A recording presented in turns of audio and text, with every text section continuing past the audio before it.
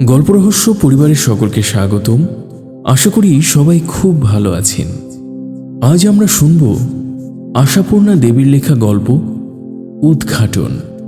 আমাদের এই পরিবেশনাটি ভালো লেগে থাকলে অবশ্যই সাবস্ক্রাইব করে ও বেল আইকনে ক্লিক করে আমাদের পাশে থাকুন।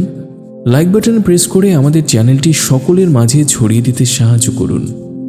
তাহলে চলুন শুনে আসি আশাপূর্ণা দেবীর লেখা গল্প উদ্ঘাটন।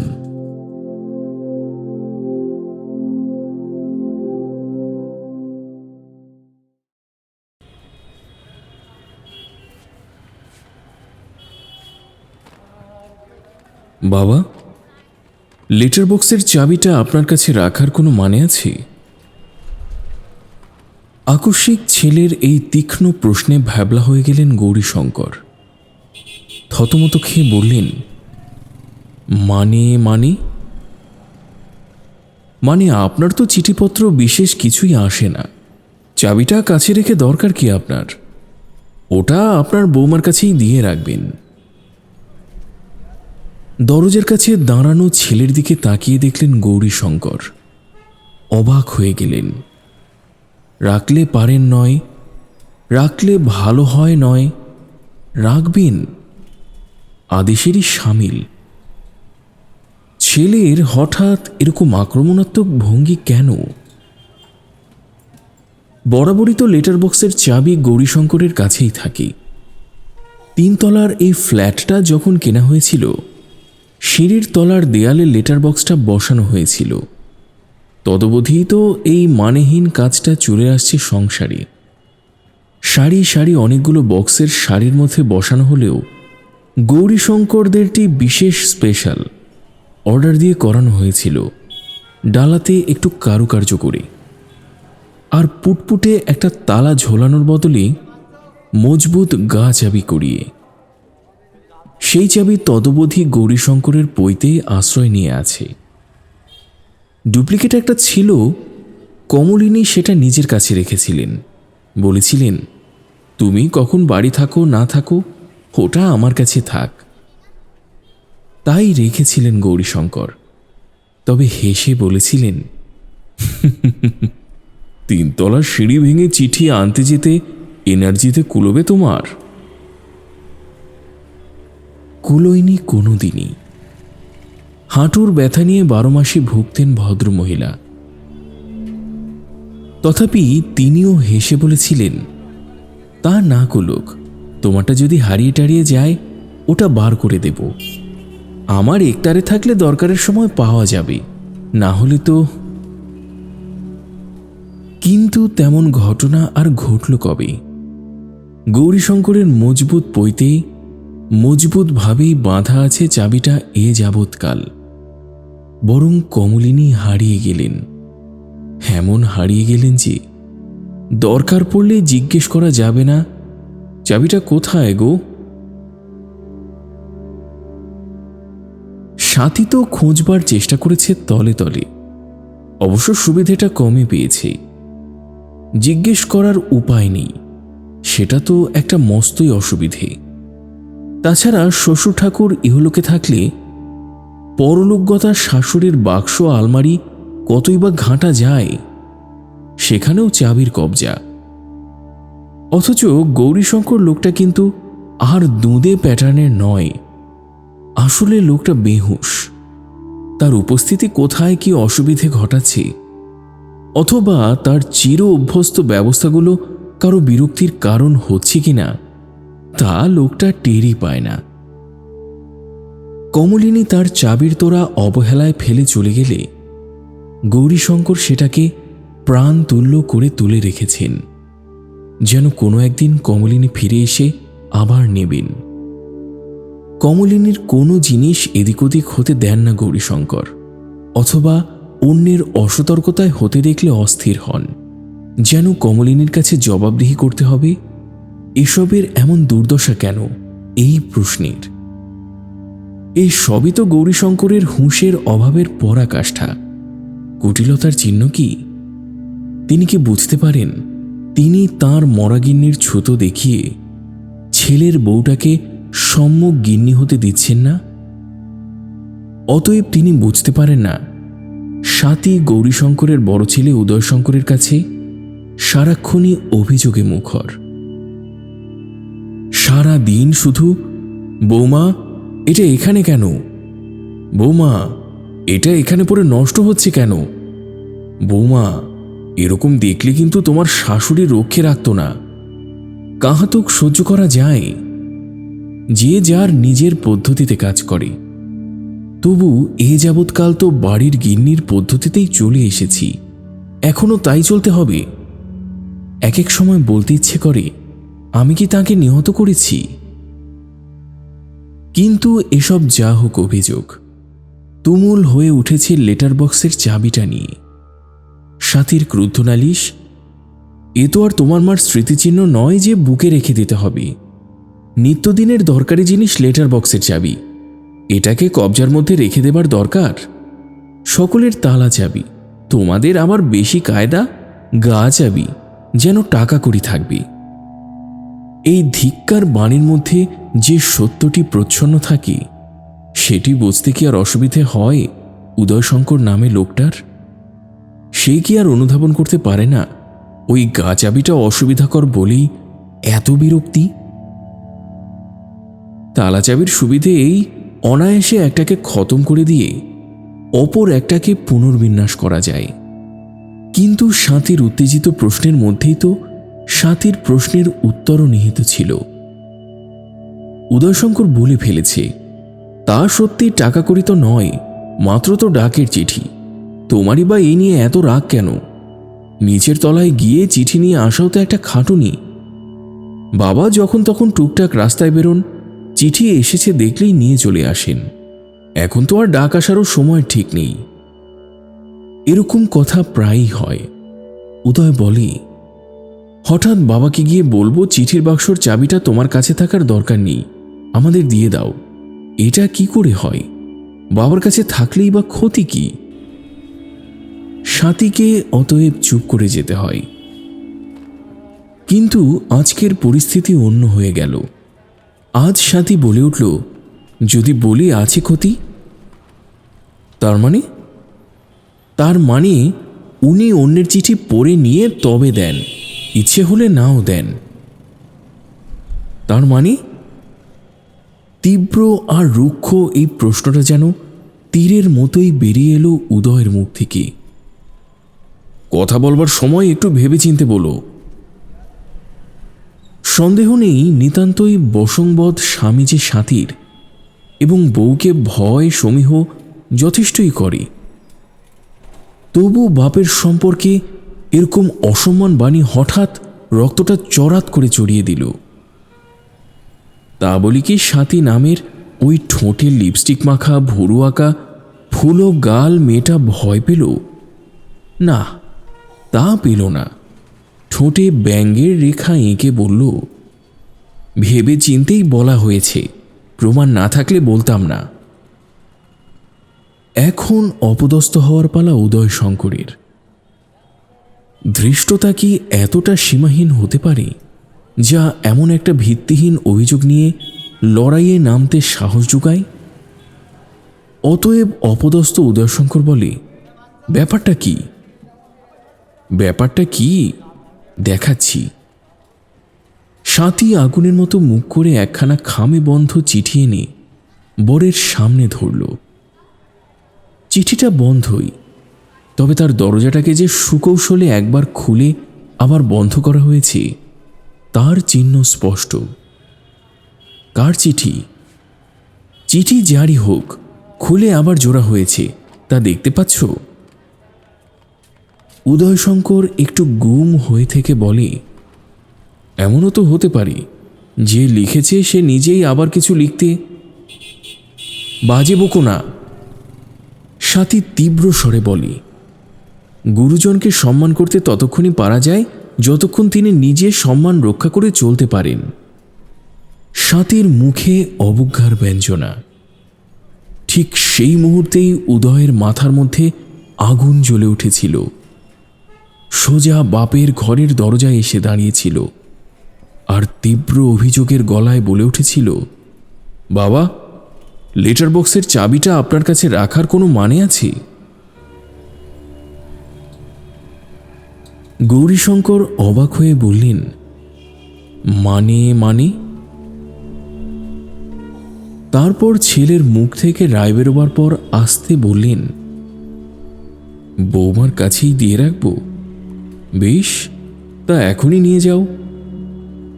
পৈতেটা গেঞ্জির মধ্যে থেকে টেনে বার করলেন, চাবিটার কাছে হাত দিলেন। এখন আবার একটু অপ্রতিভ হলো উদয়।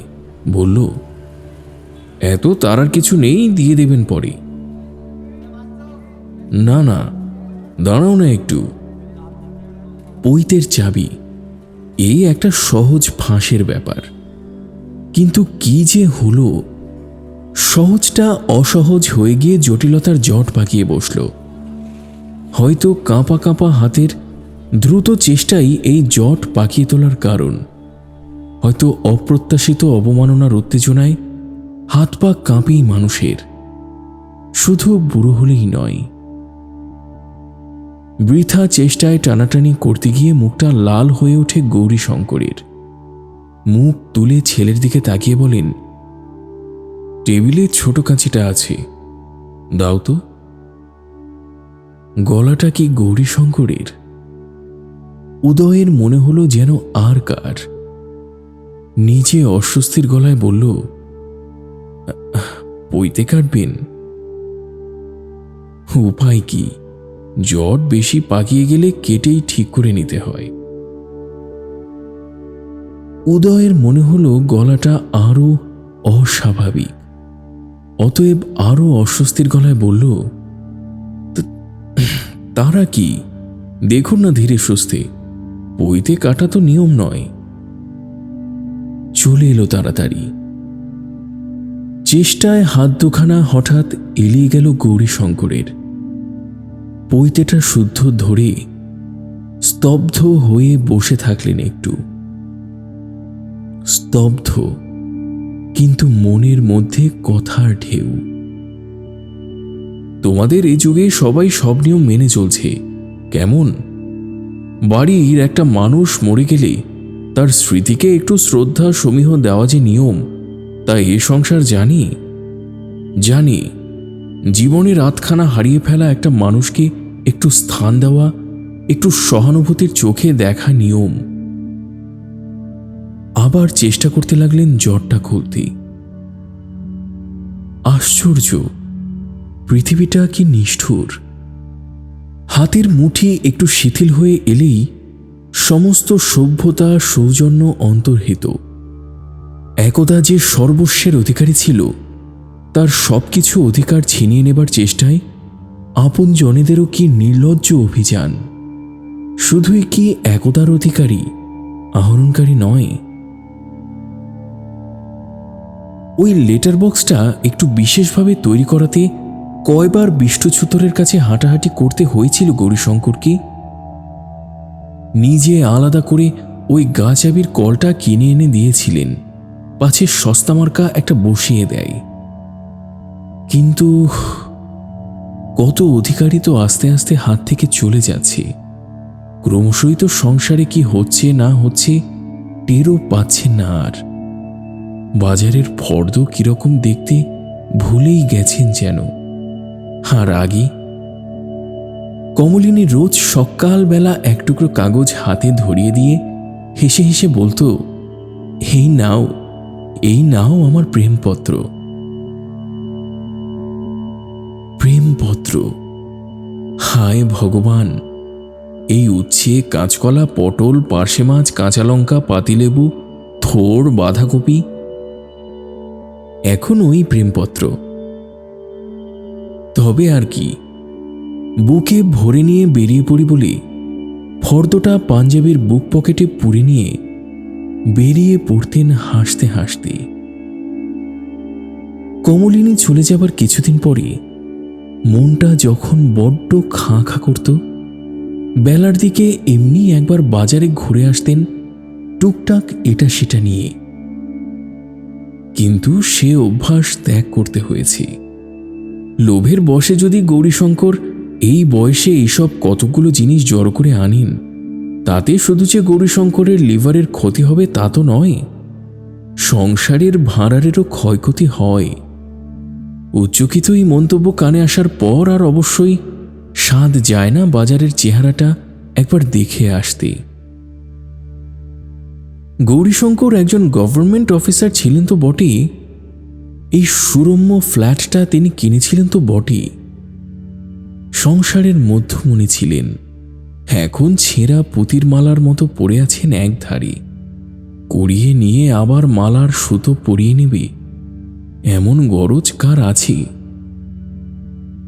অতএব গৌরীশঙ্কর নামের কেন্দ্রীয় সরকারের একটি পদস্থ অফিসার আজ আপন সংসারে কেন্দ্রচ্যুত হয়ে গিয়ে পড়ে আছেন।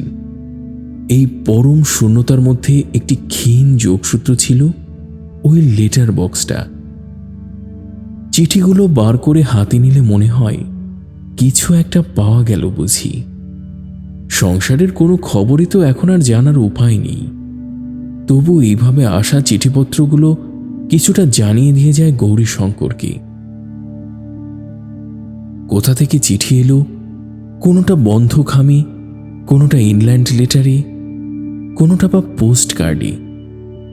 এই থেকে তবু বুঝি কিছুটা আস্বাদ পাওয়া যায়, কিছুটা জানতে পারা যায়। তা এই একটা লোভ বোধহয় গৌরীশঙ্কর নামের ভদ্র ব্যক্তিটিকে দিয়ে একটা গর্হিত কাজ করিয়ে নিয়ে ছাড়ে। গৌরীশঙ্কর কি জানেন না পরের চিঠি পড়া অপরের ঘরে আড়ি পাতার সামিল? তবু গৌরীশঙ্কর সিঁড়ি দিয়ে উঠে আসতে আসতেই পোস্টকার্ডের চিঠিগুলো পড়ে ফেলেন এবং ইংল্যান্ডের আঠামারা ভাঁজে উঁকি দিয়ে ধরতে চেষ্টা করেন হাতের লেখাটা কার, কোনো লাইন ওই সূক্ষ্ম পথেই পাঠোদ্ধার করতে পারা যাবে কিনা। গর্হিত, খুবই গর্হিত। তবু গৌরীশঙ্কর কি এটাকে এমন কিছু গর্হিত মনে করেন? করেন না। ওর ধারণা, আরে বাবা, কোনো নববিবাহিতা দম্পতির প্রেমপত্র তো নয়, সবই তো প্রায় সাথীর বাপের বাড়ির দিকের চিঠি। সবাইকে চেনেন না গৌরীশঙ্কর, কাউকে কাউকে বুঝতে পারেন।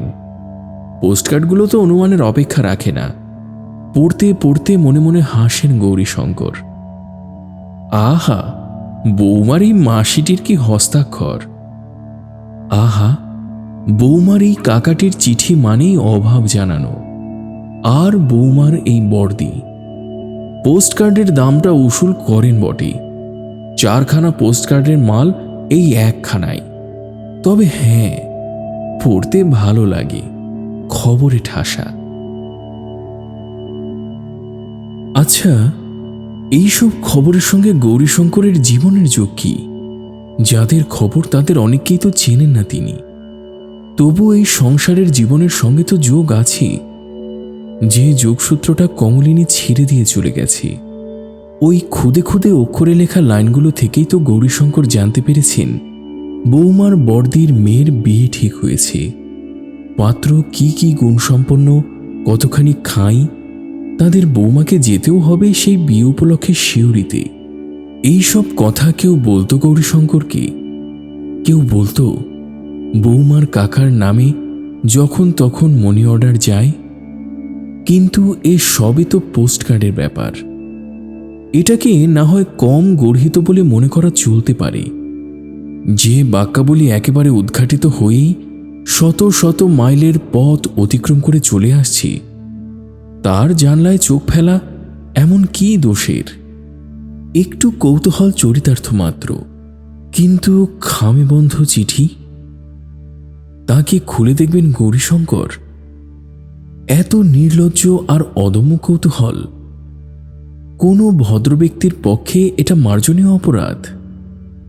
স্বাতী নামের মেয়েটা যদি এতে ঘৃণায় ঠোঁট মাখিয়ে বলে, গুরুজন নিজের সম্মান নিজে যদি রাখতে না জানেন, কে সমীহ সম্মান দিতে পারবে? তো দোষ দেওয়া যায় কি তাকে? আর এতে যদি সে ক্ষিপ্ত হয়ে অধিকার কবলিত করতে চায়, তাও অন্যায় নয়। কিন্তু গৌরীশঙ্কর নামের একজন প্রৌঢ় ভদ্র ব্যক্তির কেন এই অধপতন? যদি তার ছেলের বউয়ের নামে বাড়ি বাড়ি টাইপ করে ঠিকানা লেখা খামে চিঠি আসে, তার কি এসে যাচ্ছে? কি দরকার জানবার কে এই পত্রলেখক? কেনই বা ক্রমশ ধরে নেবেন তিনি? লোকটা হাতের লেখা প্রকাশ করতে চায় না, তাই এই টাইপ করার ফন্দি। অনেকে তো অফিস টফিস থেকে চিঠি পাঠালে ঠিকানাটা টাইপ করে দেয়। অফিস টফিস থেকে কোনো কারণে চিঠি এলেও তাই হবার কথা। তবেই তিনি জল দিয়ে খামের মুখ খুলে উদ্ঘাটনের চেষ্টা করে বসলেন কেন আজ? কিছুদিন আগে তো একবার অন্যায় কৌতূহলের জন্য ধিক্কারি খেয়েছেন। সাথী কি অবজ্ঞায় মুখ কুঁচকে বলেনি, কি অদ্ভুত আপনার কৌতূহলের মাত্রা! আমাকে কে ঘন ঘন টাইপ করা ঠিকানায় চিঠি দেয় তা জেনে আপনার কোনো দরকার আছে? একই লোক দেয় তাই বা ভাবছেন কেন? আর কোথাও কারো টাইপরাইটার নেই?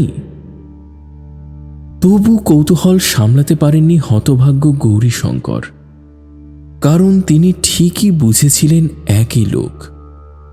একদা তিনি কেন্দ্রীয় সরকারের একজন পদস্থ অফিসার ছিলেন।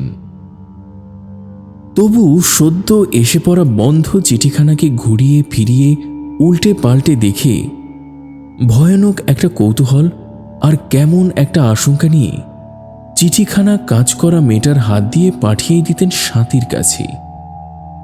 শুধু আজই খুলে ফেলেছিলেন গতকাল সাথীর নামে একটা ইন্টারভিউ লেটার আসায় আসানসোলের কোনো একটা স্কুল থেকে। অবিলম্বে শিক্ষিকা প্রয়োজন তাদের, খামের উপর স্কুলের নাম ছাপা। দেখে গৌরীশঙ্কর খুলে ফেলেছিলেন স্কুল থেকে চিঠি কেন ভেবে। ছাপা চিঠি উদ্ঘাটনে আর দোষ কি? খুলে দেখে হাত পা কেঁপে গেল। তলে তলে চাকরির চেষ্টা করছে সাথী। সেক্রেটারি সমীর বোসের স্বাক্ষরিত চিঠিতে জানানো হয়েছে অবিলম্বে চলে আসুন, যাতায়াতের ব্যয়ভার স্কুল বহন করবে। গৌরীশঙ্করের মধ্যে একটা আলোড়ন উঠেছিল আর স্থির সিদ্ধান্তে এসে গিয়েছিলেন টাইপ করা খামের অন্তরালে সমীর বোস নামের কোনো ব্যক্তির উপস্থিতি। সেই ইন্টারভিউ লেটারটা গৌরীশঙ্কর দেননি, সাদা বাংলায় যাকে বলে গেপে ফেলেছিলেন। কিন্তু আজ যখন খামের অন্তরালে নিশ্চিত টের পেলেন সমীর বোসের উপস্থিতি, সেই চিঠিটা কেন আর আঠায় মুড়ে বোকার মতো ঠিক জায়গায় পৌঁছে দিলেন? সাথী আসানসোলে যাচ্ছে বলে সমীর বোসের উচ্ছ্বাস তো কম ছিল না চিঠিতে। বোকামি, ভয়ঙ্কর বোকামি। সেই বোকামির খেসারত দিতে পৈতেটাকে কাঁচি দিয়েই কাটতে হলো গৌরীশঙ্করকে, চাবিটা ছাড়িয়ে নিতে। জটটা আর খুলতে পারলেন না। শুধু চাবিটা যখন হাতে নিয়ে উদয়শঙ্করকে দিতে গেলেন, তখন সেই স্কুলের চিঠিটাও দিয়ে দিলেন তার হাতে। অস্ফুট গলায় বললেন, আমি তোমায় বাঁচাতে চেয়েছিলাম, আর কিছু নয়। ফিরে এলেন আস্তে আস্তে, মুখোমুখি দাঁড় করিয়ে রেখে তার ছেলে বউকে।